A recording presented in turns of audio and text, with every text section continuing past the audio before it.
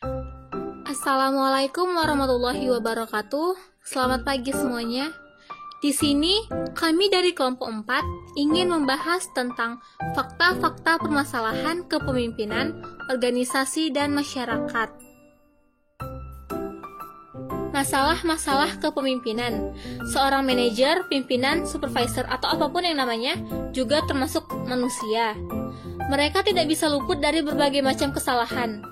Jika kita saat ini memiliki kesempatan untuk menjadi seorang pemimpin, ada baiknya kita mempelajari masalah tentang kepemimpinan, seperti apa yang umumnya terjadi di sebuah perusahaan. Andai kita bisa menghindari masalah yang sama, ataupun jika memang sudah terjadi dan kita tidak menyadarinya, maka kita bisa segera memperbaiki kesalahan kita. Memecahkan masalah artinya cara untuk mengetahui dan mempelajari masalah agar bisa diselesaikan. Langkah-langkah yang dilakukan antara lain yaitu sebagai berikut. Yang pertama, mencari penyebab terjadinya masalah. Yang kedua, mencari siapa saja yang terlibat dalam masalah. Yang ketiga, bersikap santai tapi serius. Yang keempat, jangan sampai pekerjaan lain terganggu. Dan yang terakhir, memanfaatkan orang-orang yang ada di sekitar kita. Adapun masalah-masalah yang timbul dalam berorganisasi dan bermasyarakat, yaitu yang pertama, manajemen waktu yang buruk. Sebagai pemimpin, Andalah yang menjadi petunjuk arah bagi mereka. Walaupun seandainya Anda begitu sibuknya, tetapi harus bisa memberikan sedikit waktu untuk berkomunikasi dua arah dengan bawahan. Apalagi jika Anda masih mengelola perusahaan yang dalam tahap berkembang. Pemimpin yang baik harus dapat mengelola waktu, baik internal ataupun eksternal. Yang kedua, kurangnya review dan evaluasi. Sebagai seorang pemimpin, akan menjadi sasaran keluhan dan komplain dari karyawan lainnya. Pemimpin harus bisa menyelamatkan karyawannya. Jika ada karyawan yang berpotensi mengganggu produktivitas karena kesalahan kecil saja, seorang pemimpin harus menegur. Dengan demikian, karyawan tersebut akan paham apa yang dia perbuat dan efek negatif dari perbuatan tersebut kepada perusahaannya. Yang ketiga, biasanya kehancuran suatu organisasi disebabkan oleh ketidakpercayaan anggota terhadap pemimpin. Yang keempat, tidak membagikan tujuan. Sudah seharusnya seorang pemimpin berbagi tujuan dengan anggota tim agar mereka mengetahui apa yang mereka kerjakan. Yang kelima, perbedaan pendapat.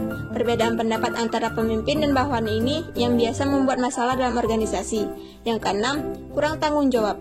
Masalah pemimpin ini berawal dari pemimpin yang kurang bertanggung jawab dalam memimpin organisasi atau instansinya, sehingga menimbulkan ketidakpercayaan dan kekecewaan anggota yang dapat menghancurkan suatu organisasi.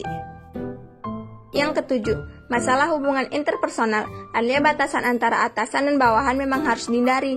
Namun jika terlalu akrab, maka kita akan menimbulkan masalah kepemimpinan di kemudian hari. Yang ke-8, kurangnya motivasi. Dalam kepemimpinan, salah satu tugas dari pemimpin adalah memotivasi. Namun, jika salah untuk memotivasi anak buah, maka ini akan menjadi masalah kepemimpinan. Sebab, tujuan dari motivasi tersebut tidak akan tercapai. Seorang anak buah yang menginginkan penghargaan akan tidak mempan jika diberi motivasi tentang uang. Selain masalah-masalah tersebut, ada beberapa masalah yang dapat menyebabkan tidak tercapainya visi dan misi dalam suatu organisasi. Performa tim yang tidak efektif dapat menjadi penyebab tidak adanya pencapaian visi dan misi organisasi. Namun, sebelum menyalahkan tim atas kegagalan organisasi, cobalah untuk melihat ke dalam diri pemimpinnya terlebih dahulu. Beberapa hal yang mengindikasikan bahwa pemimpin harus memperbaiki pendekatan kepemimpinan, yaitu ada 3. Yang pertama itu, hasil yang selalu tidak memenuhi ekspektasi. Yang kedua itu, ada yang hanya menjalani rutinitas tanpa bekerja dengan sepenuh hati. Yang ketiga itu, jarang atau bahkan tidak pernah ada ide baru yang muncul. Perilaku kepemimpinan. Dalam buku Ken Blackhart disebutkan perilaku seorang pemimpin, yaitu yang pertama itu, pemimpin tidak hanya sekedar memuaskan mereka yang dipimpin, tapi sungguh-sungguh memiliki kerinduan senantiasa untuk memuaskan Tuhan. Artinya, dia hidup dalam perilaku yang sejalan dengan firman Tuhan. Dia memiliki misi untuk senantiasa memuliakan Tuhan. dalam setiap apa yang dipikirkan, dikatakan, dan diperbuatkannya.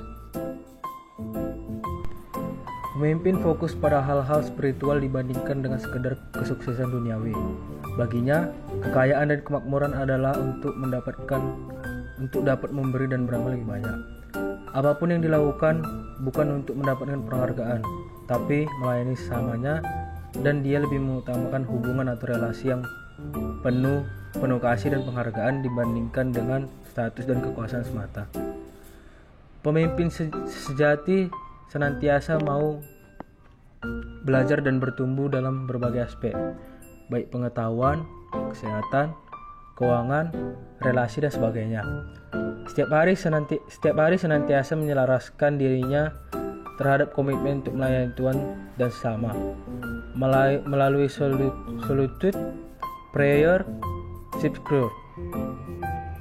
Kesimpulannya adalah, bagi seorang pemimpin, masalah adalah sebuah anak tangga yang harus dilalui agar tidak mencapai puncak kualitas karakter kepemimpinan. Dengan menjadikan masalah menjadi anak tangga, maka seorang pemimpin seharusnya tahu dan mengerti mana masalah yang harus diselesaikan secepatnya dan mana masalah yang baik untuk dibiarkan.